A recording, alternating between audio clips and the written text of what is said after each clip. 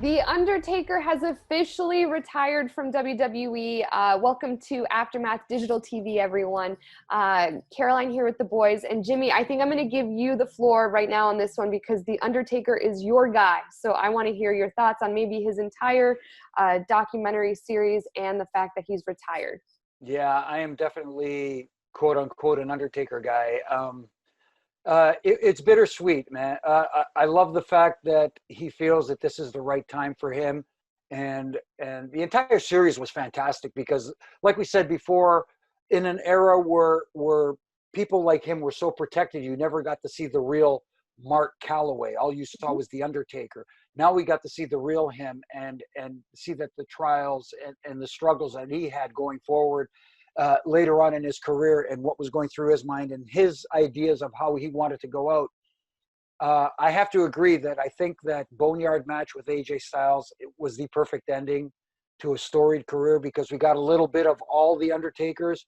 And as we ended that match, him on the motorcycle, you saw that outline of the original Undertaker symbol, him with the fist in the air and driving down the road in the middle of the night, kind of saying goodbye. Yeah. It was fitting, and the fact that he was happy with it makes me happy. And cheers, my old friend. What a career. Maybe never duplicated again. Probably not. Yeah. Yeah. At first, I was kind of on the fence. I'm like, well, it would have been nice to have that ceremonial moment in the ring at Mania where people can respond live and sit where, I mean, this year there was no audience members, but just to give him a proper, thank you and a send off and all that stuff. But then I'm like, there's been nobody else like him really.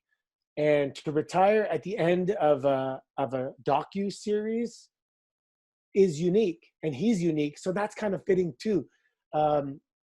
It's the end of an era, really. He bridged so many eras.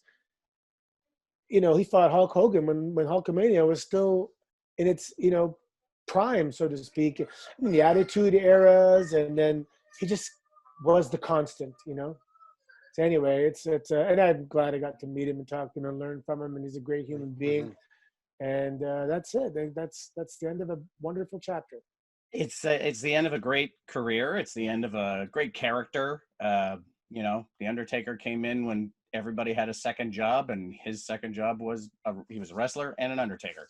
And he fought clowns, he fought garbage men, and then he went into the Attitude Era and fought like he was like a real creep cult leader. He was a biker. He was all sort of stuff, But for me, it's not just the end of the career and the end of the Undertaker era, but it's the end of the will he or won't he discussion online by every fan in the world. It's the end of these conversations that have been going on for years and years and years, and finally we'll get to talk about something else.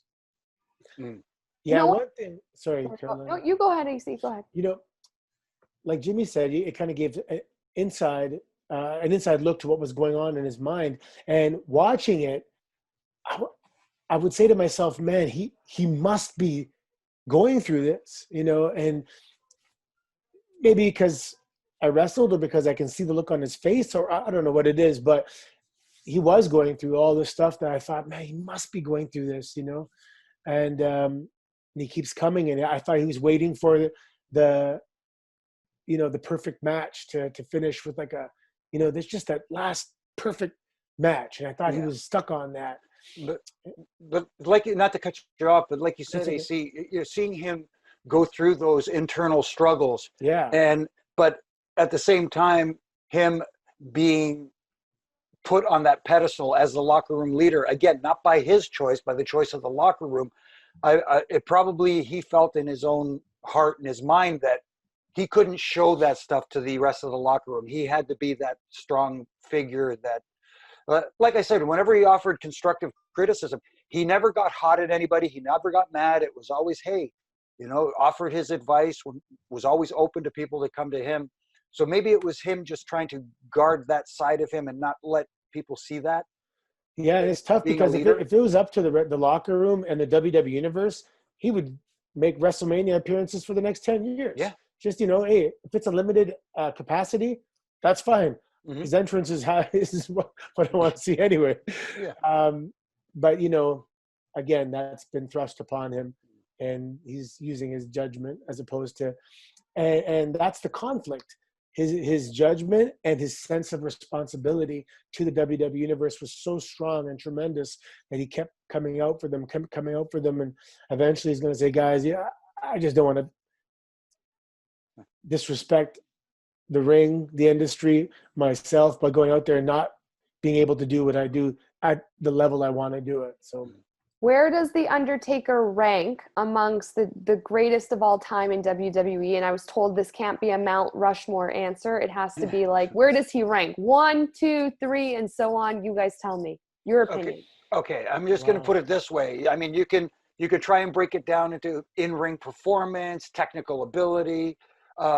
Like Anthony said, if you're talking about checking all the boxes and you talk about respect, there's Undertaker and there's everybody else. Number one. Yeah, I mean, are we talking about the ability to draw money? Because that's a hard question. Some of the guys that were really popular, Stone Cold and The Rock, didn't have careers that are that long. The biggest and most influential draw in history was Hulk Hogan. It's a debate, but Undertaker outlasted all of them. And Hulk Hogan, as far as I know, wasn't the locker room leader.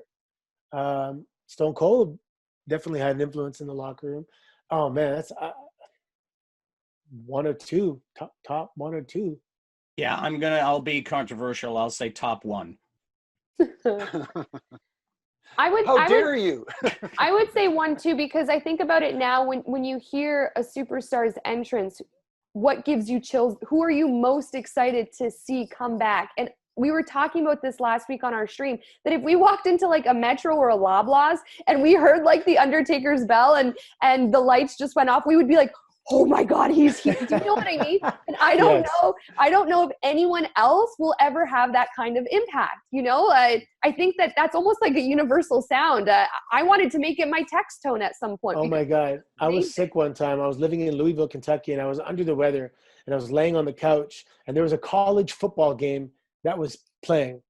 And every time between plays, not every time, once in a while between plays, the guy who's in charge of the sound effects would do the Undertaker bell. And the audience would go insane. It's like 80,000 people in the stands. And I'm sleeping. I'm like, is that the Undertaker's bell I'm hearing in my sleep? And it was so it's definitely an iconic sound. Yeah. Oh, yeah. I mean, he's an iconic man and superstar. So I don't know. Iconic kind of guy.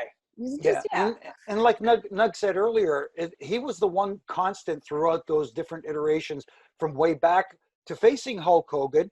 He connected the different eras to the Attitude Era, to the Ruthless Aggression Era. There was one constant through that whole time up until today, and that was the Undertaker. I remember being terrified. Like, how is Hulk Hogan going to beat him? Like. I remember being in a room full of people watching the Survivor Series where he debuted as the mystery partner for Ted DiBiase's team, and just all of us going, holy, can't say it, but all of us at the same time were just in awe of this monster. It's silently walking down and then methodically eliminating everybody on the other team. We were like, oh my God, it just freaked us all out. I'll never forget it. You talk about first ballot Hall of Famers. Here, this is an individual who deserves his own day. Like, he goes into the Hall of Fame by himself. There's no other people. And guess, after watching that documentary, there's only one person who can induct the Undertaker. And I know people have been tweeting me all week about who should induct him. And that is Vincent Kennedy McMahon. That's it. Yeah. Oh, I just get chills even hearing that.